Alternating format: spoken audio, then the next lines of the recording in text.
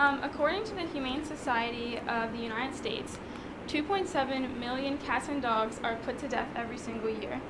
This is simply because there are millions of pets coming into the shelters and just too few people considering adoption when looking for a pet.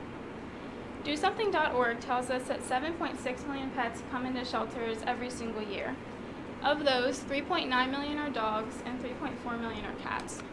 It's impossible to determine how many stray cats and dogs live in the United States, but cats alone range to 70 million.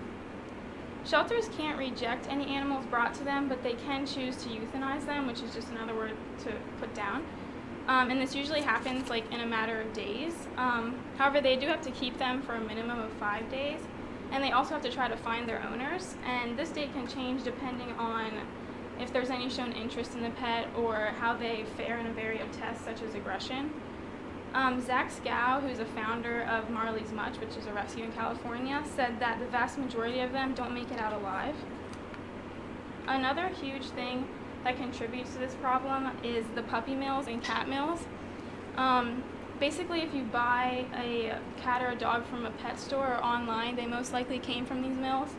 They're factory-style breeders in business to make profit, and the animals are under very poor living conditions, and they have a huge lack of human interaction.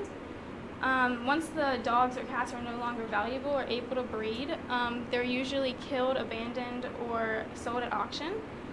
And the rescue organization Best Friends states that there's still 10,000 puppy mills in the U.S. today.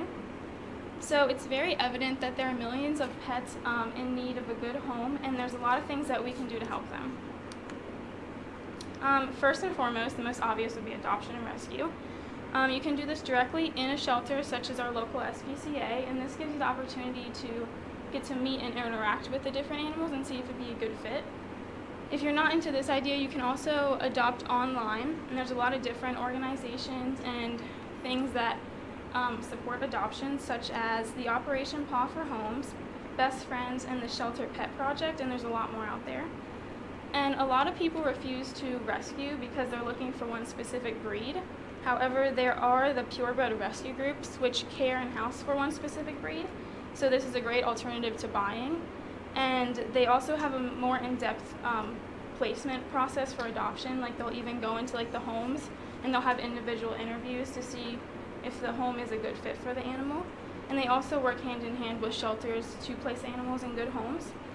And I know a lot of us aren't exactly looking for a dog or can even take care of a pet right now, but there's also other things we can do to help them, such as donation. And most of my sources I use and I mentioned today do offer the opportunity to donate to them. And some of these include the Humane Society, the SPCA, the Dodo, Adopt a Pet, and there's a lot more. You can also donate items directly to a shelter such as the SPCA, and these items can include pet treats and food and collars and leashes and crates and carriers and cleaning supplies, anything really they'll take. And these kind of donations help them to keep doing what they're doing, and it's great if you guys have a helping hand in that. And I know money is not easy to come by nowadays, especially as college students, so you can also donate your time by volunteering, and this can also be done in our local SPCA. And you can easily do this by looking up Rockingham Harrisonburg SPCA, and there's a link that gives you an option to sign up. And you have to be at least 16, and there's an hour and a half of orientation, and I signed up yesterday, so that's pretty exciting.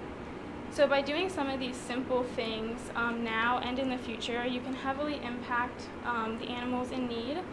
And here's a rescue story that kind of portrays this kind of impact that you can have on the animals. So this is Paquino, and he was brought into an animal hospital to be put down for being too aggressive. And this was basically because he was used as a bait dog for most of his life. And thankfully, he was rescued, and he went through extensive surgery and was brought home looking like that left side picture. And then just a short year later, you can see him on the right side, and he's happier and healthier because someone chose to give him a second chance and because they chose adoption. So as you can see, there's a lot that can be done on our part to support and comfort these animals in need. And even if adoption is not an option at this time in your life, donation and volunteer work can go a very long way. and it can also make some of the same positive impacts that adoption does as well. So thank you.